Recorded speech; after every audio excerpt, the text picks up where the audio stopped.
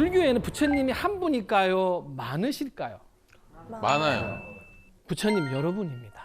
예, 부처님은 이제 스스로가 산을 오르듯이 올라서 정상을 밟으면 그 깨달음을 얻으면 깨달은 자라는 표현이 붙다. 그게 바로 부처님이라는 표현입니다. 사실은 선생님 같은 대명사입니다. 전공이 다 있으세요. 약사열의 부처님, 의사 부처님이십니다. 아미타 부처님이라고 해서 극락세계라고 하는 중생을 데려가야겠다라고 원을 세우신 또 아미타 부처님이 계죠.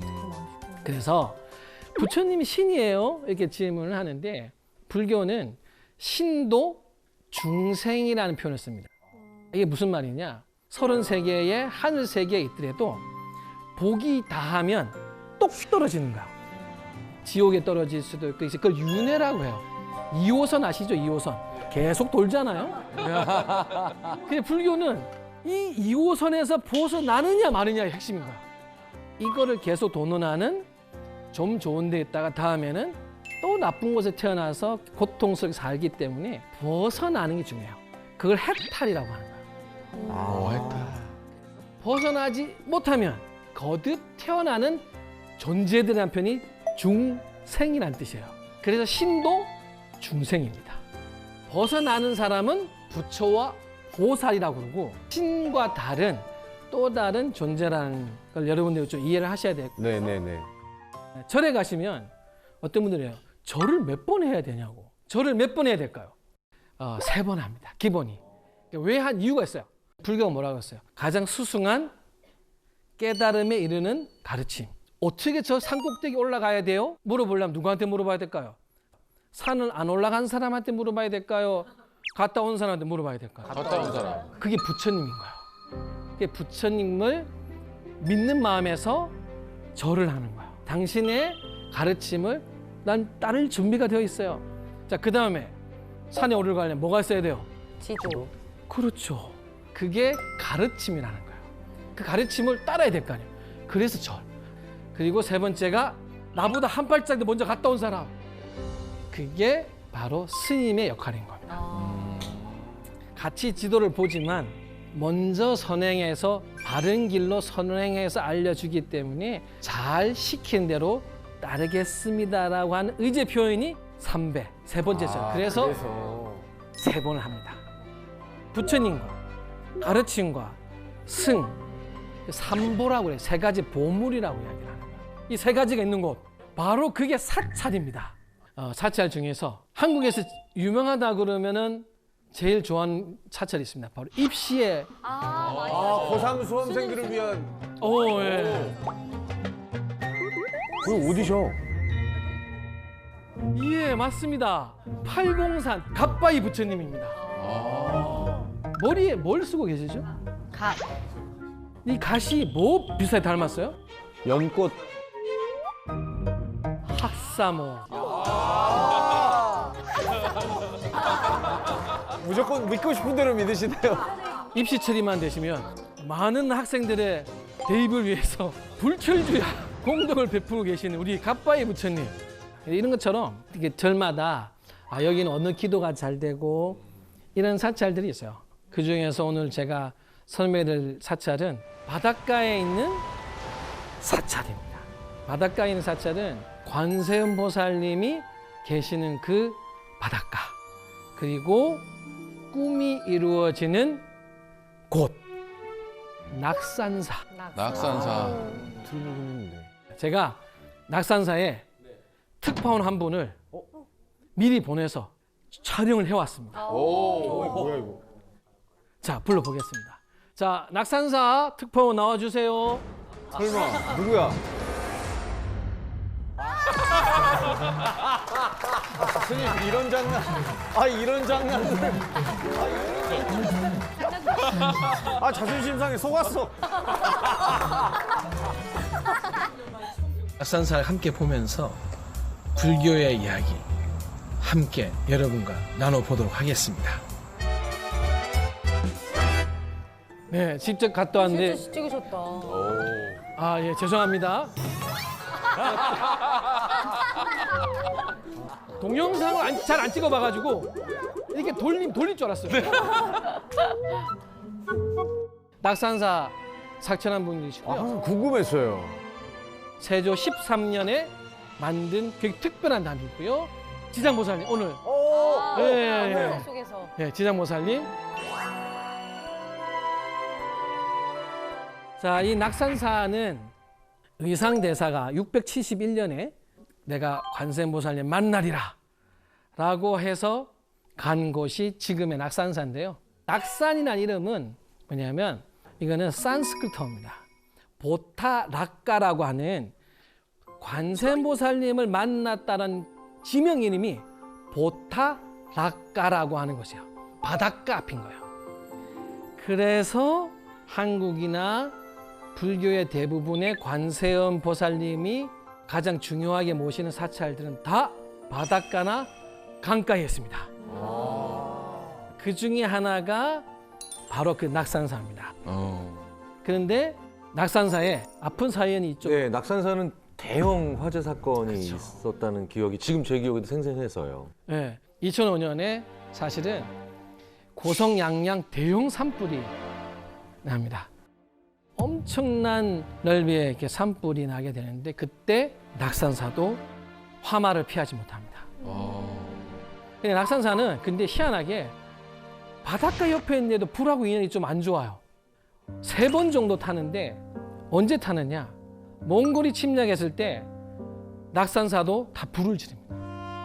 그리고 다시 뒤에 사찰을 재건하고 하니까 또 언제? 임진왜란 때 왜구들이 또 불을 다 지릅니다. 그래서 또 임진왜란이 끝난 뒤에 다시 창건을 하는데 언제 또 다 소실되느냐? 한국전쟁 때입니다. 아, 아이고, 불과 혹시 불과 2년이 인연이 있네. 좀 있네. 그리고 2005년 소실된 이후에 김홍도의 그림을 그대로 참고해서 그 모형 그대로 복원을 하게 됩니다. 자, 그러면은 먼저 사찰에 가시면 여러분들 기둥 이렇게 입구에 이렇게 딱 서 있는 거. 네. 자, 항상 있죠. 우리 제일 똑똑하신 우리 황재성 씨께서 읽어 주시겠습니까? 수신제가 치국 평천. 관음성지 낙산사. 아, 오른쪽에서 왼쪽으로 읽는 거죠? 자, 이런 입구에 이렇게 딱 가시면 이걸 일주문이라고 그럽니다. 근데 일주문이라고 제가 설명하면 꼭 따져요. 일주라는 게 기둥이 하나. 근데 기둥이 몇 개일까요? 4개, 2개, 2개. 2개지 2개. 굴곡 개. 때문에 하나, 4개로 둘. 보이는 거고. 2개. 2개예요, 2개. 보통 2개인데 보조로 앞이나 뒤에 하나 더 붙일 수 있습니다. 근데 왜 일주문이라 하느냐?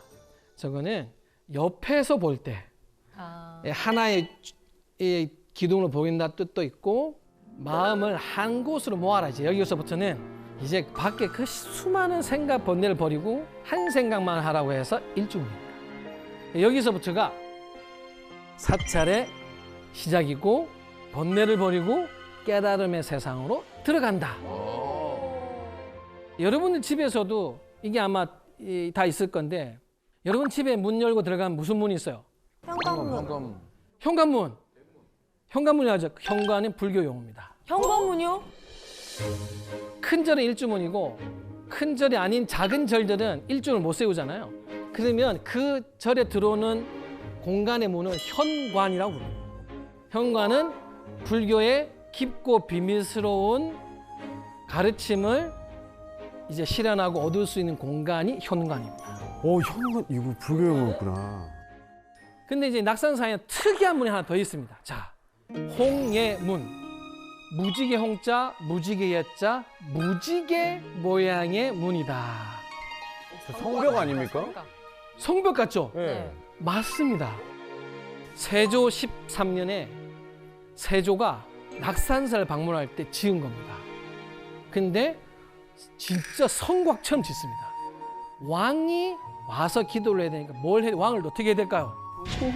보호해야 되니까. 지키는 의미가 강해서 성곽처럼 쌓지 않았을까? 실제로 낙산사 주변에는 성곽이 있습니다. 그리고 자 여기서 보면 이제 담장 보이죠? 이 담장은 세조 13년에 별꽃무늬 담장이라고 이 담장 가운데 이게 화강석으로 별처럼 박아놨어요. 보통 대웅전엔 담장이 없습니다. 큰 사찰 가보시면 뻥 뚫혀 있지 여기만 딱 대웅전을 쌌어요 이렇게. 아. 그것도 담이 겹담입니다. 왕이 여기에 머물면서 기도를 하신 거예요. 아, 그래서. 선생님 혹시 그 절 앞에 가면 약간 무서우신 아, 예. 분들이 계시기도 하시던데 혹시 그분들은 사천왕. 아. 사실은 이제 이분들이 동서남북을 지키는 수호신입니다. 저 제일 오른편에 있는 저분 서쪽을 지키는 광목천왕이라는 분인데요. 눈이 큰 수호신 광목 넓을광채 눈목자. 그 손에 들고 있는 게 여의주입니다. 이분은 부하가 누구냐? 용이에요. 멋이라는 게 폭발한다. 이분은 다문천왕 북쪽. 이분들도 지국천왕, 남방 증장천왕이라고요. 이 사천왕은 고성 양양 산불에도 유일하게 타지 않았습니다. 조금만 떴어요? 다 탔는데 사천왕 문만 비켜갑니다. 불이 이렇게. 그래서 이제 선생님들이 진짜 이왕 지키면 다 지키지 자기 문만 지켰다고. 자기만. 그렇게 야단을 치려고 했었는데 이제 이 뒤를 가시면 야단을 못 치는 이유가 있습니다. 그래요? 이 사천왕문을 지나면 이제 대부분 금당이라고 가장 핵심적인 건물이 나옵니다. 자, 제가 찍었습니다. 원통보전이라고 써져 있는 겁니다. 그러니까 그 입구의 명패에 딱 보면 여기 집주인은 누구시다. 아, 어떤 부처님이 계시는 그렇죠. 이름이 사찰에 가시면 대웅전 그러면 석가모니 부처님이 계신대요. 미타전 아미타 부처님이 계신 곳. 약사전 약서유르 부처님이 계신 곳. 원통보전은 관세음보살님을 모신 곳을 원통전 그리고 원통보전. 그게 관세음 보살님이시네. 관세음보살님은 세상의 소리를 눈으로 보듯이 본다는 뜻이에요. 중생의 아픔과 괴로움과 소원을 눈으로 보듯이 깨달음을 얻으신 분이다라고 해서 원통보전이라고 합니다. 아. 저분 누구죠? 저분이 관세음 보살이십니까? 네, 관세음보살님. 낙산상은 해수관음이라고 바닷가 쪽으로 바라보시는. 자, 그럼 여기서 문제. 모습을 보셨을 때 이분이 남자일까요, 여자일까요? 문제. 모습을 보셨을 때 이분이 남자일까요, 여자일까요? 여자. 여자. 보살이니까. 보살 여자. 예. 땡. 틀렸습니다. 나도 그건 줄 알았는데? 아닙니다. 보살은 원래 부처님의 전생을 표현할 때 쓰는 이름이었습니다. 그리고 보살은 관세음 보살님은 성이 없습니다. 중성이세요? 성은 인간계, 욕계라고 해서 불교에는 욕계, 색계, 무색계 크게 세상을 나누는데 욕계라는 세상에서만 남녀의 성이 있습니다. 그래서 부처님은 윤회의 세상을 벗어난 분이잖아요. 그러다 보니까 불보살은 남성이냐 여성이냐라고 하는 세속적인 분별을 벗어납니다. 그래서 보시면 대단히 여성적인 모습이지만 실제로는 수염도 있고 관세음보살님의 전생의 이야기로 가게 되면은 어떤 남자가 열심히 수행해서 관음보살이 됐다는 이야기도 있습니다. 아. 자, 이게 바로 낙산사의 설화의 시초가 되는 홍련암이라는 사찰입니다. 의상 스님이 여기서 파랑새가 들어가는 장면을 보고 파랑새를 따라가서 기도하고 관세음보살님을 만나고 해서 지은 절이 낙산사. 여러분, 이 홍련암 옆에 예전에 다른 집이 하나 있었어요. 다 탔습니다. 예? 홍련암은 화마가 비켜가서 불이 꺼집니다. 어떻게 꺼졌냐? 불길이 이렇게 막 가다가 바람이 바뀝니다. 바다에서 내륙으로 불어버립니다. 그래서 사천왕을 뭐라 할 수 없는 거예요. 선생님들 누구 집만 지켰냐고 야단을 칠랬는데 저길 지켰네요. 지켰죠. 실제로 부처님도 지켰고 홍련암도 지키게 됩니다. 다시 지을 때는 스프링클러 같은 거 이렇게 다 하나요? 목조 건물은 못해요. 물을 넣을 수가 없습니다. 아. 그래서 지금은 아크 그러니까 불꽃이 튀기만 해도 바로 119로 연결이 되고 실제 대형 사찰은 화재가 나게 되면 바로 부처님을 안전한 지하로 모실 수 있는 시스템을 구축을 합니다. 버튼을 꼭 보셔야 될 게 있어요. 자, 여기에 가시면 꼭 보셔야 될 게 있습니다. 여러분들, 바닥에 구멍이 뚫려 있습니다. 에? 홍련암 바닥에 가시면 이렇게 진짜 10cm 가로 세로 10cm의 구멍이 나 있습니다. 왜 저렇게 해놓으신 거죠? 여기가 원래는 홍련암 안치기 전 여기가 관음굴이었습니다. 실제로는 여기에 돌 바위들을 깔고 그 위에서 의상대사가 기도를 했던 곳인데 이 관음굴에서 가끔 파랑새가 나타난다고 그래요. 파랑새가 의상대사 일로 안내를 했거든요. 그래서 마음이 착한 뭐가 보인다? 파랑새. 파랑새. 파랑새. 가서 보셨다고 하세요. 네. 아시겠죠?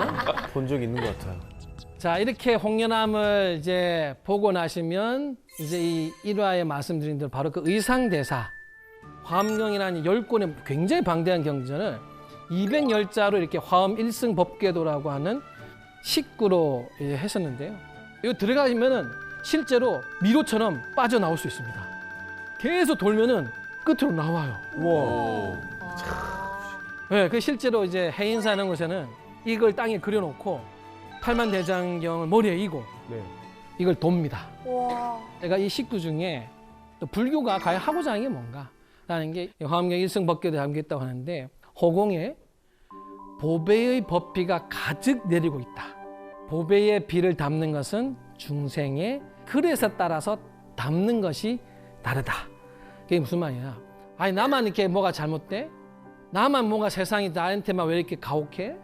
쟤는 왜 나보다 크지? 시기하지 말라. 내가 작은 것뿐이다. 그럼 어떻게 해야 될까? 이거 그래서 깨서 더 넓히려고 해라. 그걸 수행이라고 해요.